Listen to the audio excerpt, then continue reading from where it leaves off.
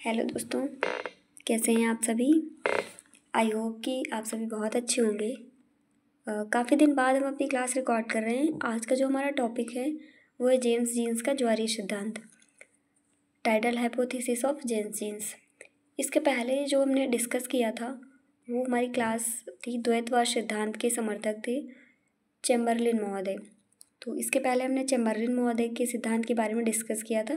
आज हम James jeans महोदय के ज्वारीय सिद्धांत के बारे में डिस्कस करने वाले हैं। जेम्स जीन्स महोदय और चैम्बरलिन महोदय दोनों वैज्ञानिक द्वैतवाद के समर्थक हैं। इन्होंने माना है कि ग्रहों की उत्पत्ति दो तारों से हुई है। तो देखते हैं जेम्स जीन्स महोदय ने क्या विचार प्रस्तुत किए हैं अपने ग्रहों एवं उपग्रहों की उत्पत्ति को लेकर।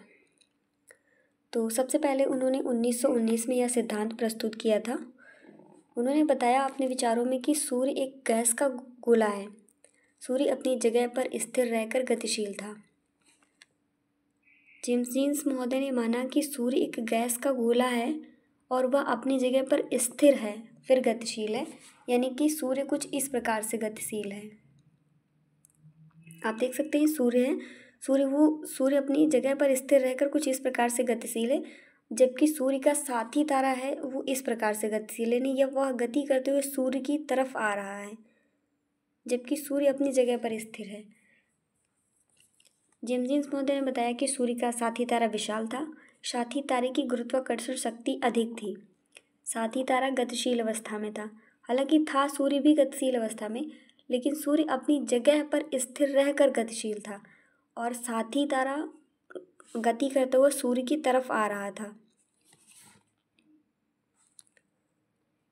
इसी क्रम में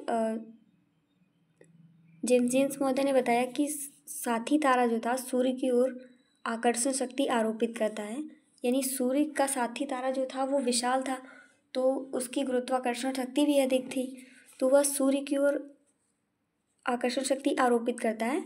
तब सूर्य की सतह जो है वो फिलामेंट के रूप में खिंच जाती है।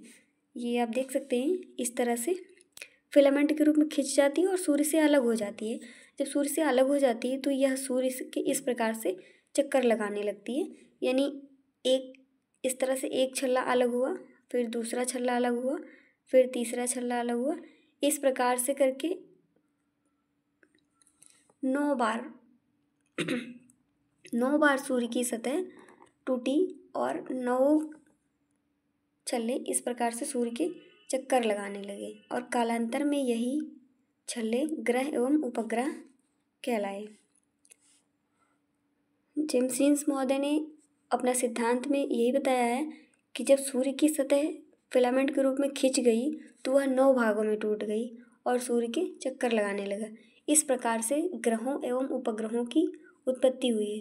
जो बड़े आकार के पदार्थ थे वो ग्रह कहलाए और जो छोटे आकार के थे वो उपग्रह कहलाए। इसी सिद्धांत में जेफरीज महोदय ने संशोधन किया है। जेफरीज महोदय ने बताया है कि आरंभ में 3 तारे थे। जेम्स जीन्स महोदय ने बताया कि 2 तारे थे, एक सूर्य और एक उसका साथी तारा, बल्कि जेफरीज महोदय ने बताया कि 3 तारे थे, यानी एक सूर्य था, एक साथी तारा था और एक उसका भी साथी तारा था। जेफरीज महोदय ने बताया था कि जो ये साथी तारा था इसका पदार्थ आकर्षण शक्ति से अलग होता है और ग्रह उपग्रहों का निर्माण होता है, बल्कि जेम्स जीन्स महोदय ने बताया कि सूर्य की सतह से पदार्थ अलग होता है और ग्रह उपग्रहों का निर्माण होता है। जेफरीज महोदय ने सिर्फ इतना ही अपने सिद्धांत में संशोधन करके बताया है कि सूर्य था, उसका साथी तारा था और एक उसका और साथी तारा था। 3 तारे थे, 3 तारों से ग्रहों की उत्पत्ति हुई है। इसलिए इस सिद्धांत को जेम्स जीन्स एवं जेफरीज का ज्वारीय सिद्धांत कहते हैं। तो हमारा द्वैतवाद सिद्धांत जो है वो कंप्लीट होता है। इसके बाद जब हम डिस्कस करेंगे तो आधुनिक सिद्धांत के बारे में, बिग बैंग थ्योरी पर डिस्कस करेंगे। तो आज की क्लास में सिर्फ इतना ही। तब तक के लिए bye bye. Thanks for watching.